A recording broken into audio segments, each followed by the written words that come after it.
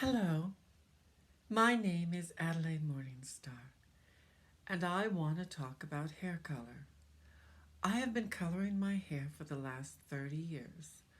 I started to go prematurely gray around 27, 29, and someone told me about a natural hair dye because even though I was a trained cosmetologist and I worked in the industry, I saw the damage that synthetic hair colors were doing to my clients.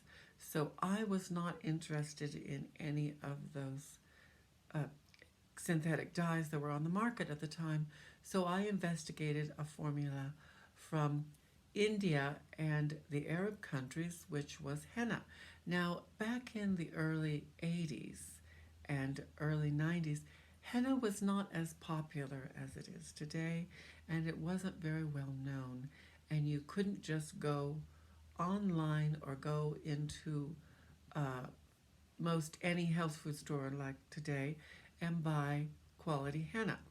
Back then, you had to be in a major city and you had to go to the ethnic neighborhood where that henna was being used, primarily a little Indian community, and you had to purchase it in basically one of those ethnic grocery stores. And so, whenever I was traveling through a major city or in a major city, I always tried to find where there was some ethnic grocery stores, and I pretty much purchased all the henna they had. So from there, I developed a formula for myself that's basically based on some original formulas that I had heard of by talking to some of the people in the store or people in the community or people that used henna for mehendi. And my formula is basically very simple. I save leftover coffee and I set it aside. And when I need to dye my hair, which is probably a little over a month to a month and a half, I take the henna powder. I take a small portion of indigo powder. To every 2 cups of henna, I put in a half a cup of indigo powder, which is also a dye that is used in the clothing industry. It's also made derived from natural sources. It's derived from leaves. And I mix those together thoroughly. And then I put about 2 to 3 tablespoons of ground cinnamon to every 2 cups of henna. And I mix this dry ingredients together and I put it in a container that is non-metallic. I don't know why, I just always felt it's better that I keep any reaction to any metal products to a minimal. So I basically use a ceramic or porcelain container and I use plastic or rubber utensils.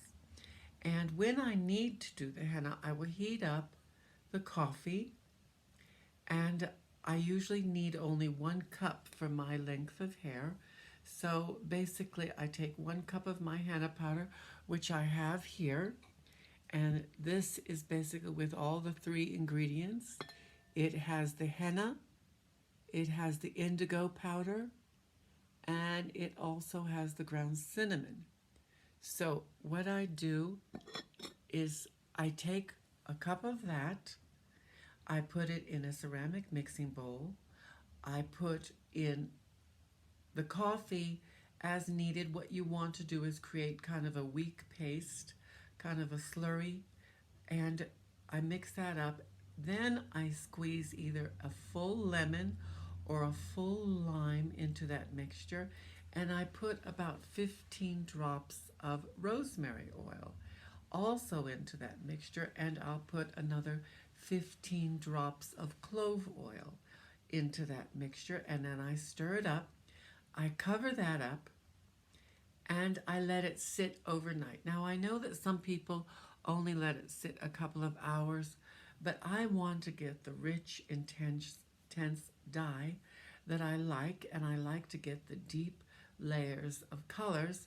So that's why I want the intensity of dyes, because what it is, the acid in the lemon pulls more of the colorant out of the leaves and creates this intense paste. And so from there, I have my utensil here. I partition off my hair in sections like this. I wear rubber gloves. I also put Vaseline on my forehead and around here to prevent any of the dye staining. And I take that and then I start coating that section of hair, and then I flip it back, and then I pick another one and flip it back and flip it back until I got all the strands coated. Then I pull it all up in a bun on the top of my head, and I put the last bit of henna in, and then I put a plastic cap or saran wrap, and then from there I take an old towel that I had used that I don't mind being stained, and I wrap my hair up in that, and I usually let it sit on for a good 3 hours. Again, I let it sit on that long because I like the intensity of the dyes. Because the longer you let that sit, the deeper the color gets.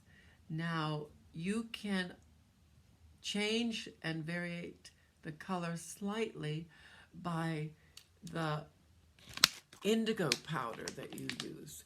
You can use more or less indigo powder to darken the henna or to lighten it. Like if you like it really bright red, then you use less indigo powder. If you like it very muted and dark red, you use more indigo powder.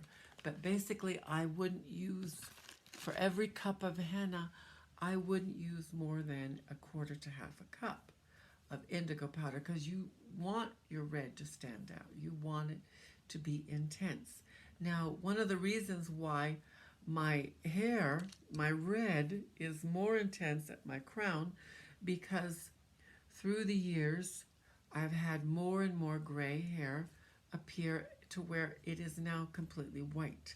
So the hair at my crown is white.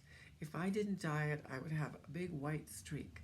So the henna picks up the white and creates a little intensity, which I don't mind. And I thought for years it looked completely natural. Well, I got a rude awakening, because people do come up to me all the time in public and ask me about my hair color. And so I ask them, well, do you think this looks natural? And nobody is quick to respond. They're always a little cautious about their response. And a lot of them say, well, it looks beautiful, or it looks dramatic. So I have learned to accept that and enjoy it, and I continue on dyeing my hair with henna, not only for the fact that henna is a wonderful hair dye, it doesn't damage your hair. It has no chemical components, and actually it strengthens your hair and coats your hair with a wonderful coating that keeps it strong and lustrous. Another